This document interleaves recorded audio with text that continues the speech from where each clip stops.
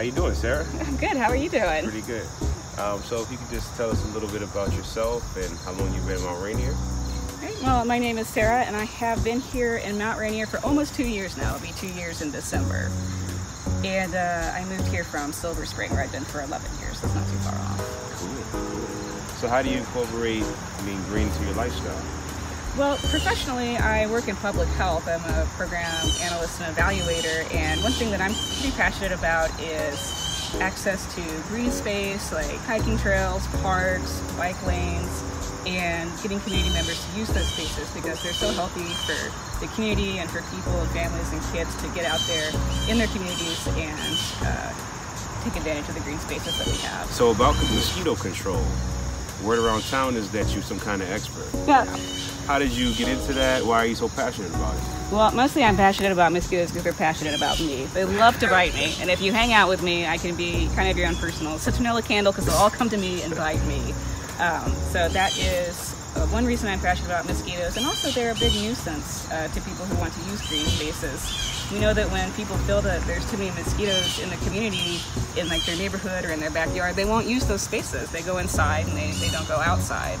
And so that's, I wouldn't say I'm an expert in mosquito control, but I'm learning a lot about it as I'm working with the Mount Rainier Green Team on mosquito control in the neighborhood. What are some of the best practices for, residential and commercial properties to kind of manage and mitigate mosquitoes?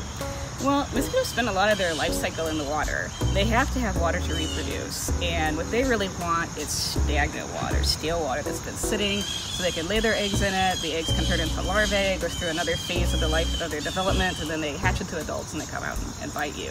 So really the best practice for reducing mosquitoes is to get rid of the breeding areas, to make sure that after a rainstorm or after watering your lawn or watering your garden, you don't have standing water.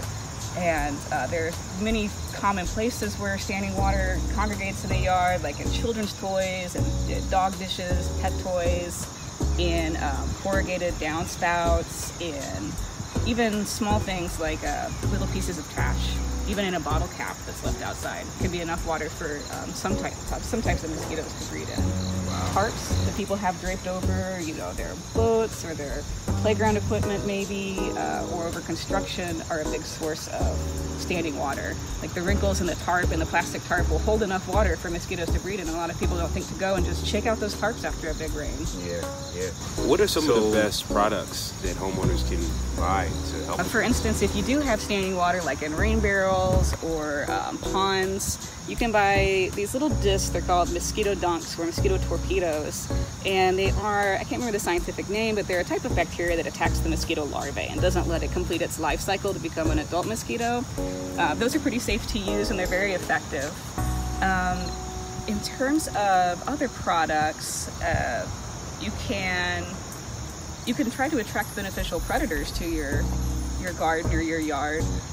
Dragonflies are a type of insect that really likes to prey on mosquitoes. Spiders are, I know you don't want them in your house, but they're a good garden friend. They trap mosquitoes and eat them. Some birds do eat mosquitoes, so having an attractive environment for birds is good. And bats are an animal that a lot of people think of that eat mosquitoes, and they do. So you can have a bat box in your yard, but still probably the easiest way to reduce mosquitoes is just to not let them have their life cycle. Are there any resources that you want to shout out for anybody who wants to do further research on this? Yeah, so there's 2 really good websites. They have a lot of mosquito control information for your own personal home, for commercial sites, for businesses.